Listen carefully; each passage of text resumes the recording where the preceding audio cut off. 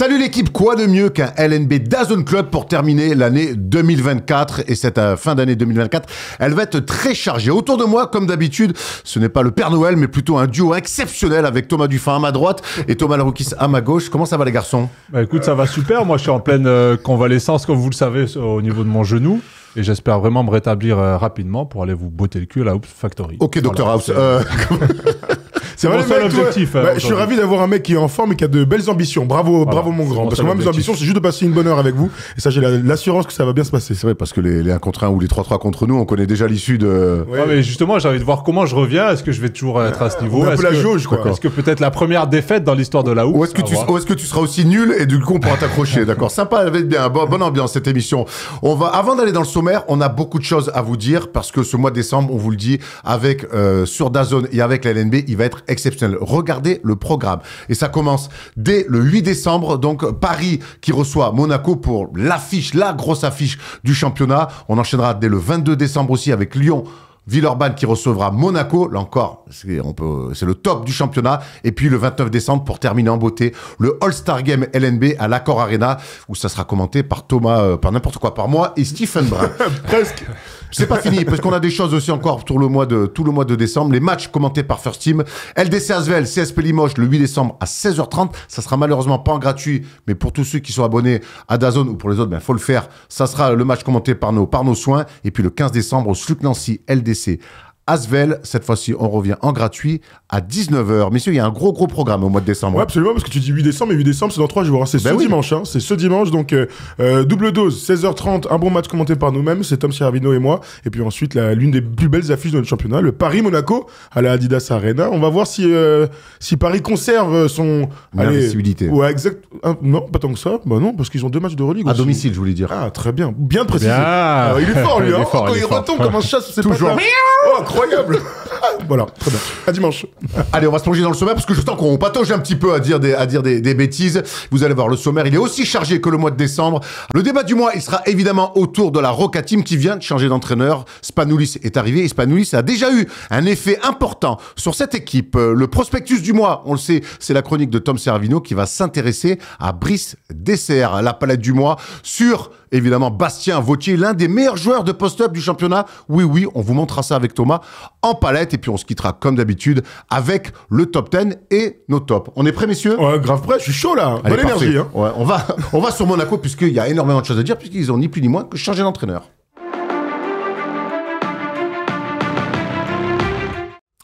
C'est l'info de cette fin du mois de novembre. L'AS Monaco, la Roca Team a changé d'entraîneur.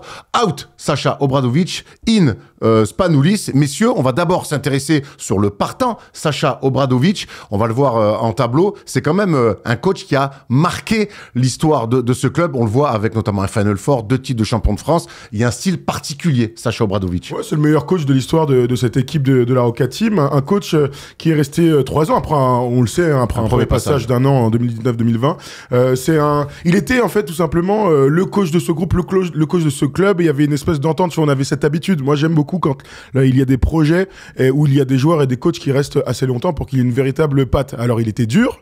On pouvait ne pas forcément apprécier sa manière aussi de jouer, qui était très sur le 1 contre 1, très sur le direct et très autour des stars. Mike James en a profité en premier. Derrière.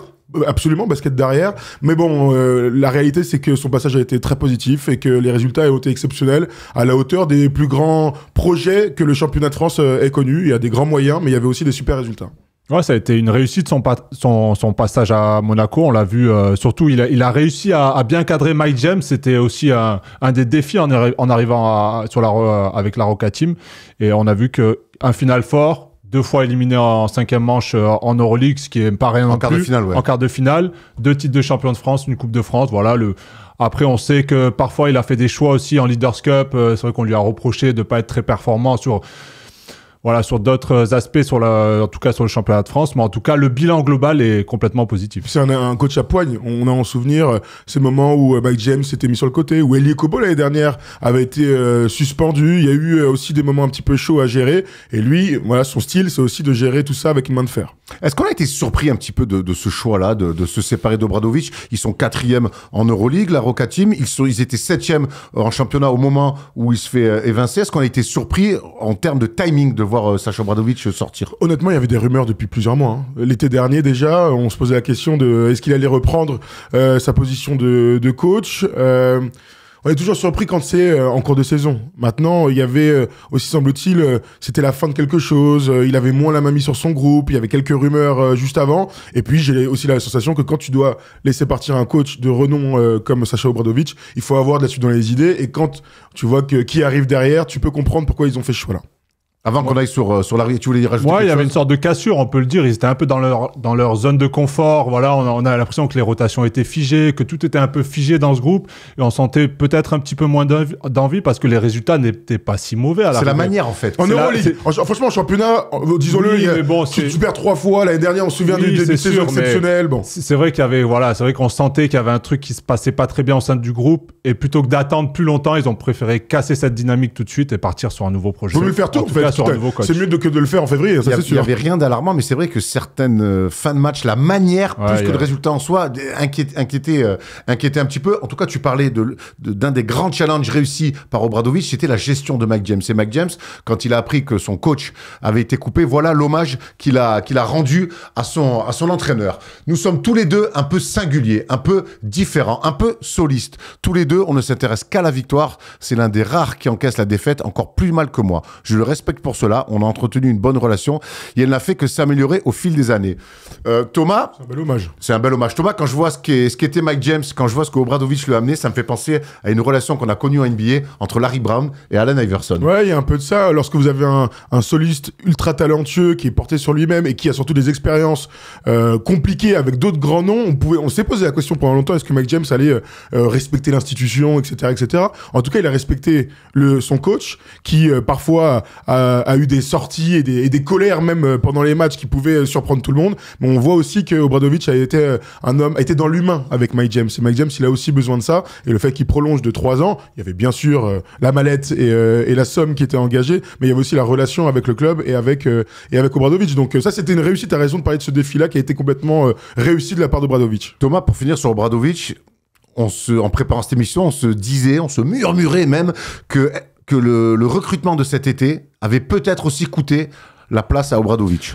C'est sûr que quand on voit qu'ils vont chercher Calates pas cher, quoi, un mec de 35... Il n'est pas du jeu bénévolement. Non, un mec de 35 ans avec un énorme salaire qui a fait qu'un seul match, il me semble, à Saint-Quentin, à première journée, qui n'a plus joué depuis, alors que c'était censé amener un peu du renouveau avec Calates à la main et peut-être Mike James plus en deuxième arrière scoreur qui ne joue pas, et Korkmaz qui est arrivé donc de NBA, qui a un flop total, qui est déjà reparti, qui était hors de forme, pas capable de foutre un panier. Forcément, quand t'as tes 2 recrues stars qui ne joue pas du début de saison, ça plombe aussi ton bilan et ton début de saison, et il en a payé le prix, je crois. Ouais, je suis plutôt d'accord avec toi, parce que le signal envoyé par on recrute Nick Calates, c'était on va changer un tout petit peu notre structure de jeu, toujours porté sur les arrières, Erwan le disait tout à l'heure, mais on va essayer de se faire un petit peu plus de passes, on va essayer d'avoir un petit peu de lien. On l'a beaucoup parlé de ça, entre nous, Jordan Lloyd, Eli Okobo, Mike James, c'est 3 mecs qui sont très forts sur le 1 contre 1, le tir extérieur, ce genre de choses, mais il manquait peut-être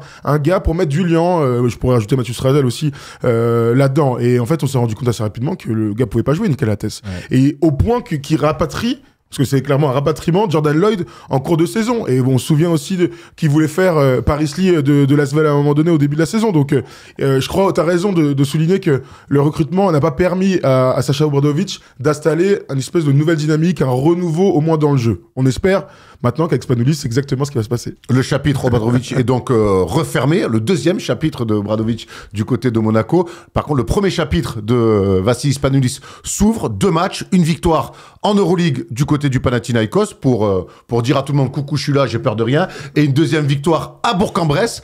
Donc de la part de Vassilis Spanoulis, les gars, on a senti directement de la part de l'ancien coach de Peristeri et, on le rappelle, le sélectionneur de la Grèce, une vraie patte tout de suite, un aspect, même une ADN de la gagne très vite dans ses attitudes.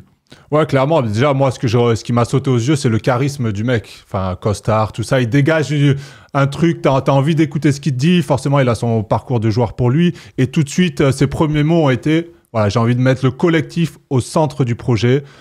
Peut-être qu'il va aussi limiter, Après, c'est dur de dire ça maintenant parce que ça a marché, ces isolations. Eli Okobo, Mike James, pendant 2-3 ans, il y a eu des résultats quand même avec tout ça. Mais lui, il sentait que Mike James, il est un peu moins bien cette année, donc il voulait vraiment réimpliquer tout le monde dans le collectif. Et pour l'instant, sur les 2 premiers matchs, c'est clairement ce qu'il a montré. Ouais, il est arrivé avec des trucs intéressants. L'envie de se partager la balle, l'envie que tout le monde soit impliqué dans les attaques. C'est la première chose qui nous a sauté à la gueule. Et t'as raison de souligner que pour commencer une carrière de coach avec Monaco, t'arrives, je sais plus, c'était mercredi, vendredi c'est contre le Pana, et le dimanche contre Bourg-en-Bresse, 2 des meilleures équipes que t'as affrontées en championnat et en Euroleague. Bon, bah, on a vu tout de suite sa patte. J'ai vu une équipe qui avait envie de jouer ensemble. C'est important. On a vu le tableau qui vient de passer, on va le prendre. Le nombre de passes produites lors de ces matchs-là, c'est quand même assez bluffant. Donc 16,7 passes, c'est la moyenne par match en Euroleague, et 14,8 passes décisives, c'est la moyenne de passes sur les matchs de Betclic Elite. Bon, bah, sur le Pana, tu fais 26 passes, et contre la JL Bourg, tu fais 27 passes. Bon, bah, de toute manière, on l'a vu, hein. Au test high, on a vu tout de suite que l'équipe était montée un petit peu différemment et qu'elle avait plus envie de jouer au basket dans un basket collectif. Spanoulis, on le voit, donc il veut que ses joueurs se passent la balle, mais il l'a dit aussi. Qu'est-ce qu'il veut faire exactement, Spanoulis, de son équipe? Voilà ce qu'il nous raconte. Ces 2 premiers matchs représentent exactement la façon dont on veut bâtir notre identité collective. À mes yeux, ce n'est pas important de savoir qui score, mais c'est important de savoir qui prend les bonnes décisions et le bon shoot. La façon dont on a partagé le ballon lors de ces 2 rencontres est incroyable. Je n'ai juste pas trop aimé notre défense. C'est vrai qu'ils ont encaissé pas mal de paniers, mais on peut pas un chantier à la fois, on a envie de dire un petit peu pour Spanoulis. Ouais, ça reste hyper positif. Quelques stats là que je suis allé regarder. 109 points marqués à Bourg-en-Bresse, donc à l'extérieur. Freddy Fautus a dit, il y a peu d'équipes qui vont marquer 109 points à Equinox, et il a raison, parce que déjà, c'est le meilleur score cette saison pour l'équipe de Monaco. Avant, leur meilleur score, c'était 89 points marqués dans une victoire contre Cholet, le leader du championnat. Donc déjà, on voit une bascule assez énorme. Il y a un autre truc, c'est l'adresse. Sachez un truc, les mecs, c'est que la Roca Team est l'avant-dernière équipe au pourcentage à 3 points, 30%. Ouais. C'est dramatique. Il y a que La Rochelle qui fait moins bien. Et ben écoutez, contre Bourg-en-Bresse, ils sont à 9 sur 20 à 3 points, 45%, et contre le Pana à 10-22, 45% aussi. Donc il y a dans cette envie de se faire des passes, dans cette envie d'avoir des meilleurs tirs, bah, naturellement il y aura aussi plus de réussite à 3 points, et l'équipe en sera que meilleure. Forcément, quand on parle du style Spanoulis qu'on a vu là sur 2 matchs, on a envie de se passer la balle. On parlait avec Obradovic, l'un de ses challenges, ça avait été de gérer Mike James. Le challenge de Spanoulis, ça va être aussi de gérer Mike James. Et on sait que les 2 s'apprécient, et que les 2, quelque part, sont aussi dans... Et c'est assez fou, c'est peut-être du jamais vu, sont dans le même classement des meilleurs scoreurs de l'histoire de l'Euroleague. Mike James est meilleur scoreur, Spanoulis est le 3e meilleur scoreur de l'Euroleague. On rappelle qu'ils vont aussi croiser Nando, qui est le 2e. On a les 3 meilleurs en championnat de France. Ça, c'est quand même pour l'histoire, pour ce qu'on a, pour le storytelling. On adore ce genre de choses. Mike James est coaché par le 3e meilleur scoreur de l'Euroleague, et coaché par le 3e meilleur scoreur de l'Euroleague. Mais quand on disait Vassilis Spanoulis arrive à Monaco, c'est une sensation, c'était pas galvaudé. On a une superstar du basket qui arrive pour coacher. Alors c'est un jeune coach, oui, mais ça a été l'un des plus grands joueurs. Rappelle-nous qui était Spanoulis sur un tableau, une légende. Mais clairement, c'est une légende. Alors vas-y, si tu veux la prendre, tiens, je te prends ça. Si tu veux la légende en tant que joueur, donc c'est lui qui a joué le plus de matchs en Euroleague. C'est le 3e en nombre de points en carrière. Il est 3 fois champion de l'Euroleague. Il est 1 fois champion de Grèce, plusieurs fois champion de Grèce, je pense. Il est 3 fois MVP aussi, MVP de Final Four, MVP de saison régulière. C'est simplement une superstar européenne dans l'histoire du basket. Il est au niveau de Tony Parker. Juste Tony Parker, lui, était en NBA, mais c'est cette génération-là. Et quand on parle de clutch attitude, tonton, il se positionne. J'ai envie de vous poser une question. Est-ce que c'est pas lui qui a inventé le sidestep Si, clairement. C'était quand même son arme létale en fin de rencontre, quand plus rien ne se passait. Le Final Four à Londres. Quand ils sont à la mi-temps, ils sont à la ramasse et qu'ils font des mi-temps exceptionnels. Combien de fois sur le côté tac, à 2 mètres derrière la ligne, c'est un des premiers, moi, que j'ai vu l'utiliser en tout cas régulièrement et être efficace sur ce shoot-là. Et je me rappelle, c'était impressionnant à l'époque parce qu'il le faisait de très loin à une vitesse. Et c'est pas des trucs qu'on bossait, t'as raison. Non, c'est pas du tout qu'on voyait à l'époque. Et tu sais, quand on dit c'est une légende, vraiment, pour ceux qui le connaissent pas, peut-être que ceux qui découvrent un petit peu le basket européen, il y a ceux qui ont performé en NBA, donc Tipi, Kirilenko, Pogazol, Dirk Nowitzki, voilà les meilleurs des années 2000, les pionniers de la NBA. Mais lui, il en fait partie. Alors, il a joué qu'une seule saison du côté des Houston Rockets, mais il n'empêche que c'est pas parce que tu n'arrives pas à performer en NBA où il restait que t'es pas un extraordinaire joueur. Il nous fait penser, voilà, à Sergio Llull, à Juan Cannavaro. Alors, il y en a qui sont allés, d'autres qui ne sont pas allés, mais c'est des mecs qui sont juste légendaires. Nando De Colo, bien sûr. C'est des mecs légendaires du basket européen. T'ajoutes à ça ce qu'il a fait avec la Grèce. Tu penses au titre en 2005 en Serbie, face à Dirk d'ailleurs, et l'Allemagne.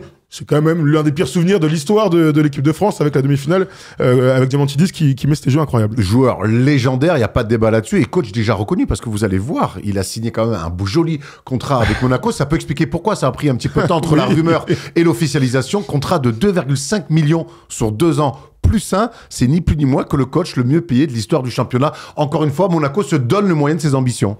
Ah ben clairement, je comprends qu'il soit venu, mais en même temps, le projet est intéressant. Il y a une belle équipe.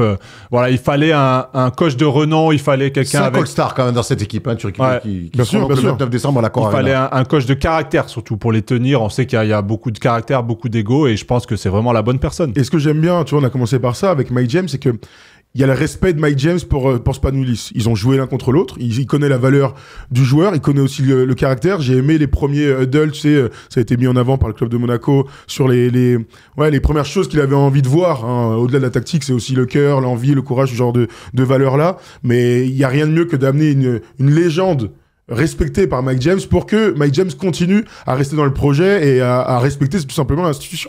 On peut reprendre cette déclaration. Tu veux la prendre, Erwan ? Non, je la prends, allez, vas-y. Je pense que le meilleur joueur de l'histoire de l'Euroleague est Vassilis Spanoulis. Je choisirais Spanoulis avant Rodriguez ou Sergio Llull, car ils sont restés au Real Madrid. Spanoulis a joué pour le Pana, pour l'Olympiakos. C'est pour ça que c'est mon GOAT.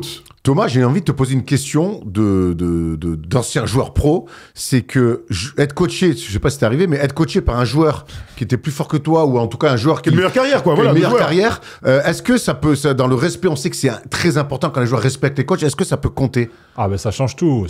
Un mec qui a joué. En plus là, c'est pas un mec qui a joué, c'est un mec qui a détruit l'Euroleague pendant des années. C'est un des meilleurs marqueurs, on l'a dit, de l'histoire de l'Euroleague. Plus toutes ces actions clutch qu'il a effectuées. Il a joué au Pana. On l'a dit, on le connaît plus quand même comme joueur de l'Olympiakos. Mais forcément, quand il te parle basket, tu l'écoutes. Hein. Après tout ce qu'il a fait, t'es comme ça, t'écoutes ses conseils. Et puis là, je le disais, il a un gros charisme, il a du caractère. On l'a vu déjà sur des temps morts, envoyer des bonnes gueulantes au Pana là-bas parce que il a envie de gagner. Il est là pour tout gagner. Clairement, on le voit dans son attitude et ça fait la différence quand t'as une carrière comme ça. En plus, c'est un jeune joueur. Enfin, c'est un jeune coach. Un jeune coach, il a 42 ans. Thomas, parce que c'était un joueur il y a pas si longtemps que ça encore, Spanoulis. Quand on est Elio Kobo, quand on est Mike James, quand on est Jordan Lloyd, est-ce que quelque part le fait qu'on ait un coach mais qui a été joueur il y a pas si longtemps que ça, c'est pas aussi ce qu'il fallait un petit peu à Monaco pour leur amener un nouveau souffle, un coach qui est carré, qui a des idées déjà bien arrêtées, mais qui a encore aussi ce feeling de joueur. En tout cas, ils sont allés chercher un autre profil. Et quitte à avoir une rupture... On sait que Sacha Obradovic était un ancien joueur. Hein. Bien sûr. Mais c'est d'un autre temps. D'un autre temps, qui était là depuis longtemps, un super joueur. Mais dans un autre temps. Mais t'as une rupture avec simplement l'âge, l'expérience, et ce que lui va apporter, du fait d'être un joueur il y a encore 3-4 ans. Donc j'imagine que c'était ce qu'il voulait. Maintenant, j'espère que Elio Kobo, que Mike James, etc. vont aussi prendre des petits tips de basketteurs. Au-delà de l'approche du basket, de la tactique et tout, il y a aussi, pourquoi pas, reprendre des sidesteps maintenant que Mike James et Elio Kobo maîtrisent parfaitement. Mais t'as raison, il y a peut-être une relation comme ça. J'ajoute aussi que, tu l'as dit, les sélectionneurs de l'équipe de Grèce, et que pour sa première année, ils font un TQA extraordinaire, les Grecs, où ils détruisent tout le monde, dont la Slovénie de Luka Doncic, et qu'ils font, ils ont encore du mal à aller chercher des médailles avec Yanis, mais il y a une autre superstar qui doit gérer avec la sélection, donc c'est intéressant aussi. On verra le passage club-sélection pour les années suivantes. C'est vrai qu'ils font un très bon TQA, on les a vus jouer avec deux meneurs, l'absence de Sloukas leur a fait énormément de mal. Je voudrais qu'on revienne aussi donc à l'effet Spanoulis. On parle donc de vouloir se passer la balle. On a vu que défensivement, il voulait être un petit peu plus dur. Je veux aussi qu'on se pose la question autour des joueurs à relancer, ou en tout cas à impliquer. Et forcément, on pense à 3 joueurs, Cornélie, Bégarin et Terry Tarpey, qui depuis le début de la saison ne semblaient pas du tout dans les plans de Sacha Obradovic. Ça va être intéressant de voir aussi comment Spanoulis va utiliser la totalité de son roster.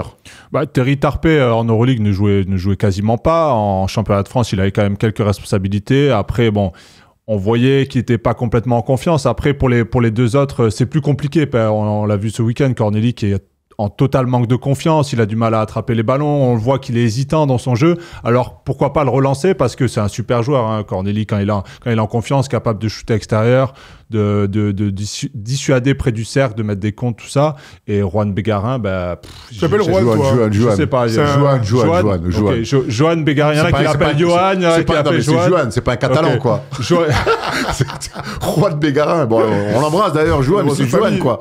Écris-nous si c'est pas ça, mais on va repartir sur Johan. Il y a son frère Récy, là, d'ailleurs, qui regarde... Et Quel regard. Johan Bégarin, bah, pour l'instant, c'est compliqué. Alors, je trouvais le choix intéressant pour lui de venir dans un gros projet comme ça, une grosse équipe, mais pour l'instant, il en manque de temps de jeu. En Euroleague, il joue quasiment pas des miettes, et en championnat un petit peu plus, mais pour l'instant, c'est pas un succès en tout cas. Mais c'est l'un des autres enjeux. Il y a améliorer les résultats, je mets des guillemets parce qu'on l'a dit tout à l'heure, hein, c'est quand même, il y a pas feu au lac, améliorer les résultats. Améliorer la manière aussi de jouer, ça c'est un des enjeux, on en a parlé, mais l'autre grand enjeu c'est d'impliquer tout le monde, et d'impliquer tout le monde, pas juste en disant lui il a joué 17 ou je sais pas quoi, c'est que tout le monde ait à un moment donné un rôle dans cette saison qui est ultra longue. Le nombre de matchs Euroleague, le nombre de matchs de saison régulière de championnat de France est tel que tu as besoin de tout le monde. On l'a pas dit, mais Mac James n'a joué que 3 matchs en Belgique Elite. C'est aussi l'un des enjeux, c'est est-ce que lui aussi va se remettre à jouer des matchs dans notre championnat de France. On voit ses stats, là, il a 14 points par match et avec des pourcentages minables, 28% et 22% à 3 points. Donc voilà, ça c'est la question que je me pose. Je pense que lui, il a tout compris, le mec. Donc les mecs qui mériteront de jouer seront sur le terrain, mais je crois que quand t'es la stature de Monaco et que tu te dois de tout gagner, il faut que tu arrives dans la meilleure forme possible, déjà pour la Leaders Cup du mois de février. Et donc faut faire jouer le plus de mecs possible. Et est-ce qu'il va réussir à convaincre Mike James finalement d'être impliqué dans le championnat de France, que ce soit en Coupe de France, Leaders Cup? Ouais, l'année dernière, c'est vrai, ça allait, mais sur ce début de saison, il avait pas trop joué. Bon, il avait des petits problèmes de dos, ils l'ont un peu géré, mais je suis quand même curieux de voir est-ce que Mike James va s'impliquer à fond dans ce championnat de France. On est plutôt, évidemment, comme vous tous, on imagine, convaincus par les 2 premiers matchs de Spanoulis. Il n'empêche que Monaco, pour qu'on tamponne une bonne saison, c'est gagner des titres et c'est à minima aller au Final Four. On sait que les ambitions, elles sont là côté Monaco. C'est pas juste trouver un bon coach qui est une légende, qui arrive à mettre sa patte au bout de 2 matchs. Il faut que ça soit validé par des choses importantes. Un Final Four et des titres. Ça c'est clair, mais de toute façon, ils sont allés chercher un gagneur.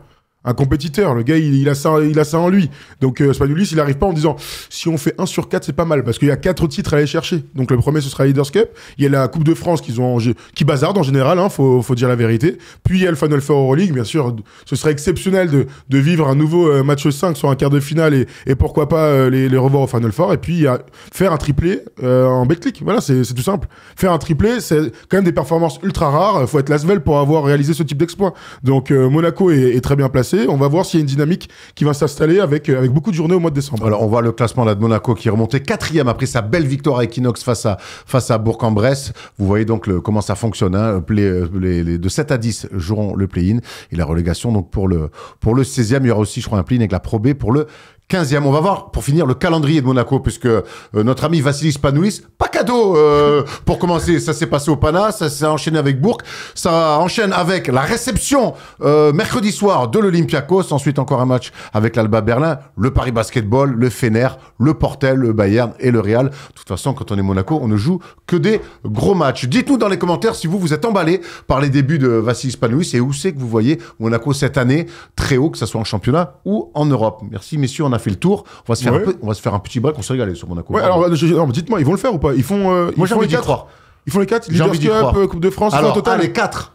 C'est ça les 4. Les 4 parce qu'en face, je pense que la concurrence par rapport à l'année dernière entre Paris et Lasvel s'est réduite. C'est vrai. Tu dis les 4 Final Four, pas championnat. Non, tu sais, quand je dis les 4, c'est vainqueur de la Coupe de France, vainqueur de la Leaders Cup, gagnant du championnat de France et Final Four. Ça fait que 2 matchs. Est-ce que je peux te répondre dans le prochain LNB Club début janvier? Avec plaisir. Ben voilà, on n'oublie pas et je te répondrai là. Tu veux répondre maintenant? Je vais te copier sur ce coup-là. J'attends de voir un peu la patte Spanoulis. S'il y en a qui sont plus chauds et que vous pensez que Monaco peut faire le quadruplé cette saison, dites-le nous dans les commentaires. Nous, on se réserve la réponse pour dans un mois, pour le prochain LNB Club. On va faire un petit break rapidement avec Tom Serravino, qui nous parle d'un prospect du championnat dans sa chronique Prospectus. Après un repas, il y a différents types de desserts qui s'offrent à nous. La tarte au citron pour le peps, le fondant au chocolat pour la puissance, ou alors mon préféré, Brice Dessert, qui regroupe toutes ces qualités. Alors rangez vos assiettes, aujourd'hui c'est les arceaux qu'on va exploser.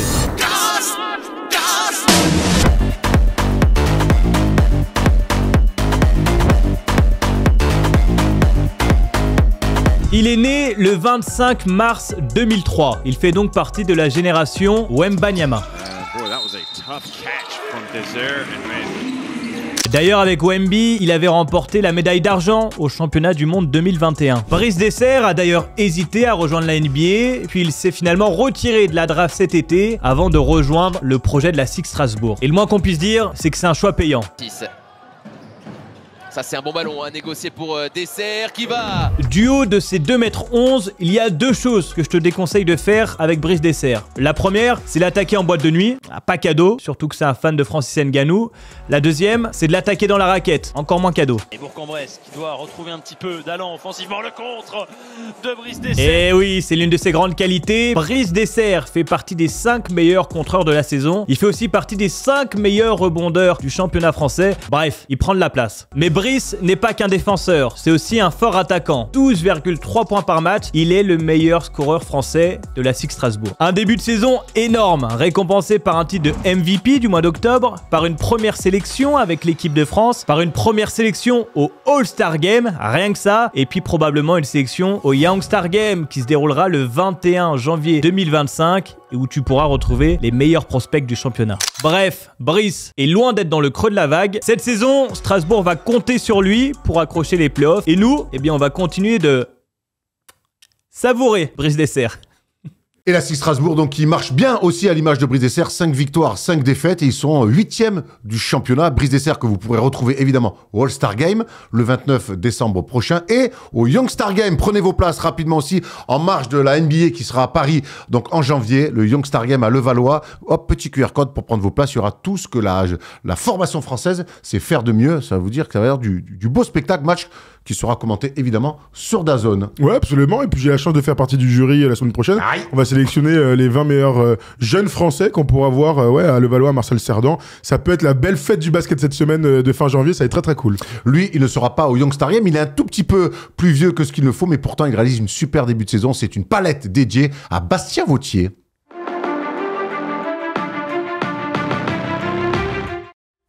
Bastien Vautier qui réalise une super saison, un super début de saison avec Cholet, meilleur à l'évaluation de l'équipe leader du championnat. Il sera lui aussi, d'ailleurs, le 29 décembre de la fête du All-Star Game. Mais on voulait un petit peu, Thomas, revenir sur ce joueur particulier parce que déjà, c'est un pivot français de 2,10 m et ça, dans le championnat, c'est rare. Et c'est un attaquant fin, comme on dit, avec des mains et surtout, on a envie de dire, l'un des meilleurs joueurs de post-up de notre beau championnat. Pour rigoler, tu sais, la semaine dernière, on parlait des All-Stars, on parlait d'un jeu un peu à l'ancienne. De toute façon, dans le basket moderne, dès qu'il y a un mec qui fait 3 moves post-bas, on dit que c'est un mec à l'ancienne, alors qu'en fait, c'est juste un bête de joueur. Et on va le voir en palette tout de suite. C'est parti. On va bien sûr à la Mailleret pour suivre cette belle action de Bastien Vautier. On parlait de footwork, et bien là, on va se régaler avec cette première action qui se déroule contre le BCM Gravelines Dunkerque. Donc, Erwan le disait, 2,10 m. Et oui, c'est pas si évident d'avoir un mec de 2,10 m dans notre beau championnat de France, en plus quand il est français. On regarde la mise en situation de Cholet, ce petit triangle pour essayer de trouver le meilleur angle. Bon, on va sur une petite passe lobée. Le bon spacing, parce qu'on connaît les qualités de Bastien, et on va lui laisser tout l'espace qu'il faut dans un premier temps. Ouais, dans un premier temps, Erwan.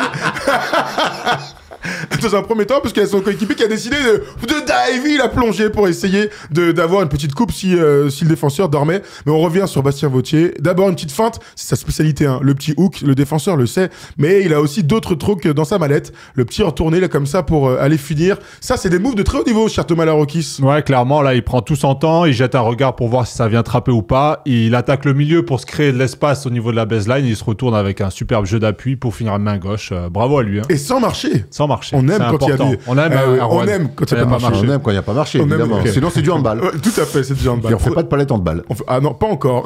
Deuxième action, on y va. On reste bien sûr à Cholet, à la Mailleret, avec Bastien qui va avoir dans cette action toujours cet avantage incroyable. Poste bas, il est exceptionnel. T'as parlé des mains en or et c'est sur ce type d'action qu'on va voir. On est avancé dans l'action, il y a eu un petit pick and roll avant, mais l'idée c'est qu'il lui descende sur le roll et qu'on aille le chercher dans un deuxième temps là, sur la prise de position, un bon flash là, tac, regarde, c'est bien clair là, l'ouverture de passe.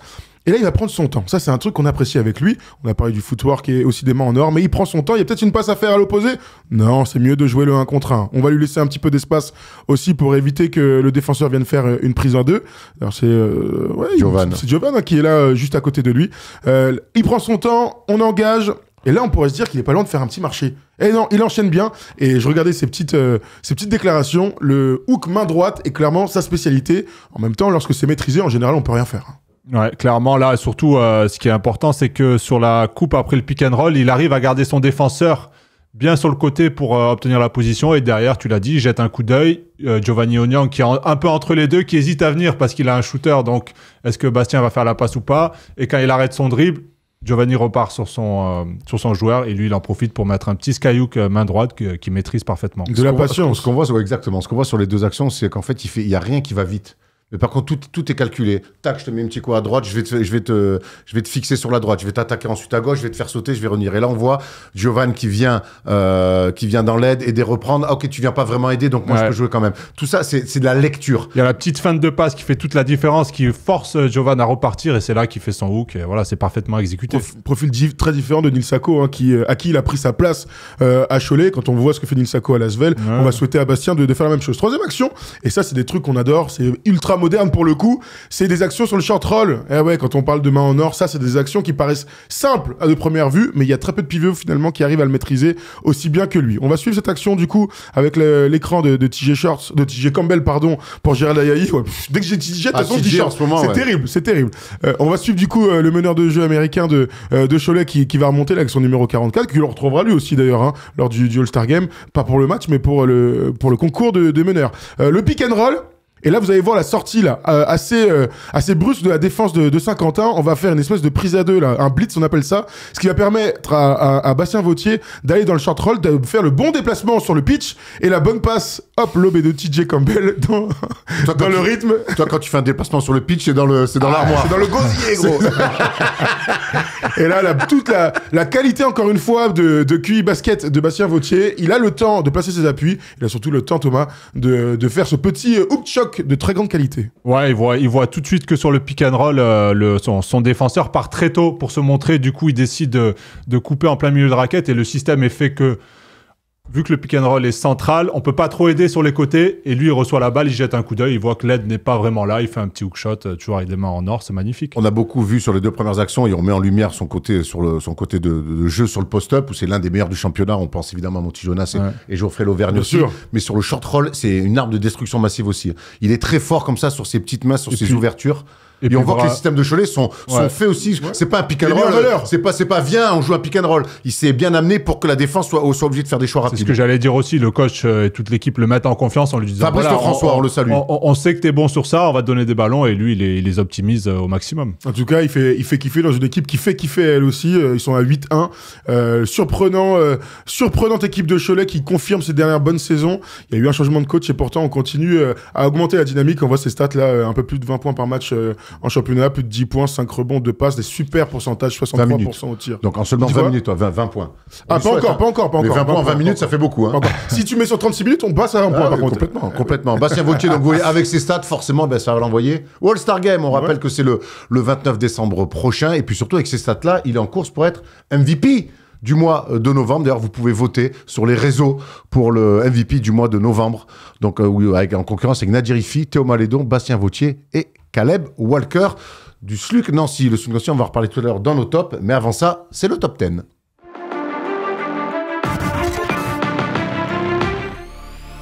qu'il va le jouer ou est-ce qu'il va aller chercher la passe à l'intérieur?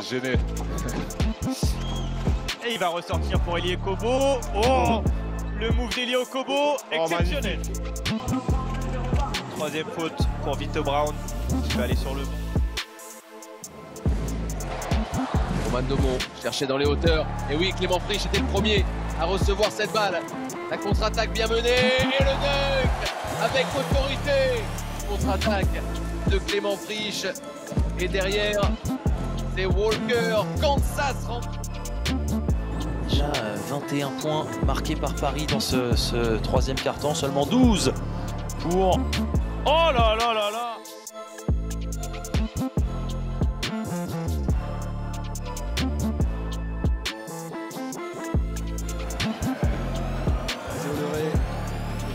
Meilleur passeur du championnat. Gaëtan Claire. Djibril Bello. Oh, la crêpe de Kenny Baptiste. Beto.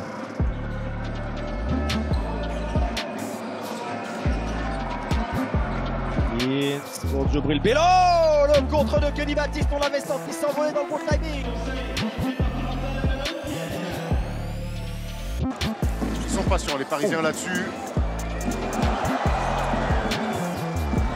Magnifique. Maudolo est en train de faire un festival sur pick and roll.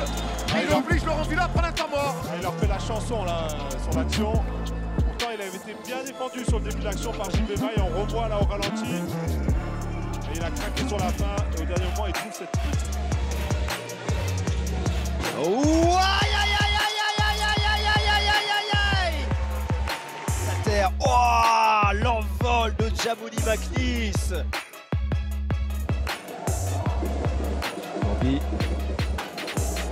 Benitez, oui, qui trouve Jean-Marc Pansard une nouvelle fois, la patate de Jean-Marc Pansard pour conclure.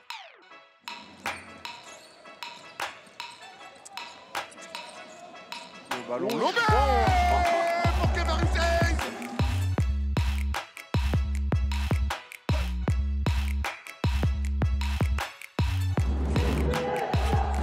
Colo. Il fait des écrans de Geoffrey Levert, de la passe.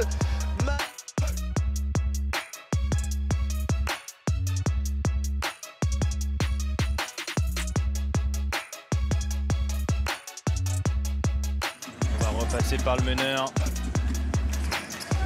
Face à Geoffrey Lauvergne. Il va écarter. Rodriguez, toujours la petite feinte. Oh, l'énorme Thomas de Rodriguez. La fin de tir, l'engagé. Wow. Le top 10 du mois de novembre à déguster sans mesure, n'importe quoi. Messieurs, on va passer à nos tops et on va commencer avec toi, Thomas Laroukis. Quel est ton top de ce mois de novembre? Écoute, moi, mon top, c'est Digue Diawara, le jeune poste, jeune, 26 ans. Ouais, jeune début de carrière, 26 ans, poste 3-4 du Portel, qui arrivait la saison dernière du côté du Portel, qui avait vécu un début de carrière difficile en Pro A, passé du côté de Pau et Toulon, formé à Lasvel, et qui s'éclate du côté du Portel. Maintenant, c'est sa deuxième saison. Il avait été un acteur majeur du maintien des Portelais, des nordistes. Des nordistes. Des grosses.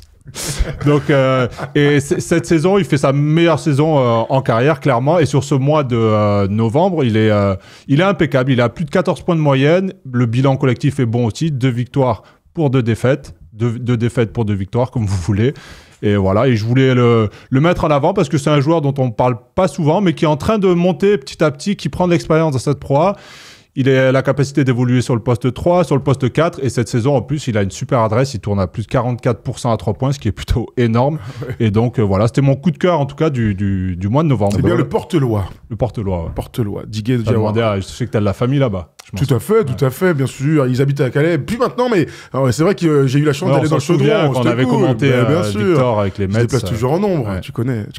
Moi, je vais sur un autre profil. No offense, hein. T'as raison d'aller sur Digue Diawara. Moi, je vais sur DJ Shorts, pour le coup, qui, au-delà du fait que ce soit le MVP en titre et tout, je vais pas vous faire découvrir TJ Shorts. Je vais souligner que monsieur TJ Shorts avait été élu MVP du mois de novembre en Euroleague. Donc, dans notre sein championnat de France, la Betclic Elite, on a simplement le meilleur joueur de ce début de saison en Euroleague. Bien sûr, Paris est incroyable à la fois en championnat d'Euroleague avec les 8 victoires consécutives, mais on a là un petit bonhomme qui fait des merveilles.